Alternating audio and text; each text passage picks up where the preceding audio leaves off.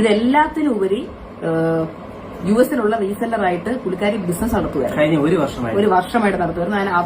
അവര് പലപ്പോഴും ഇതുപോലെ ഞാനാണെന്ന് വിചാരിച്ചൊക്കെ മെസ്സേജ് അയക്കുമ്പോൾ പുള്ളിക്കാരി ഞാനായിട്ട് റിപ്ലൈ കൊടുക്കുന്നുണ്ടായിരുന്നു.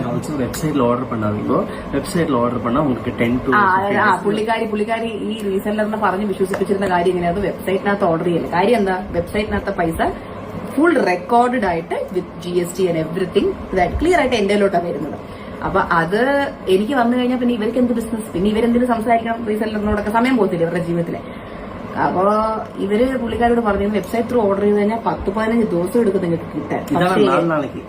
പക്ഷെ എന്നാൽ നിങ്ങൾ വാട്സാപ്പ് ത്രൂ ആണ് എടുക്കുന്നെങ്കിൽ നിങ്ങൾക്ക് 4 ദിവസത്തിൽ ഞാൻ സാധനം എത്തിച്ചേരാം. ഇതിൽ ഐറണി എന്താണെന്ന് അറിയാമോ? നമ്മുടെ സ്റ്റോക്ക് വിറ്റ് നമ്മുടെ ഷിപ്പിംഗ് ചാർജ് നമ്മൾ അവർക്കും കൊടുത്ത് പൈസ മാത്രം. പക്ഷെ ഇവർക്ക്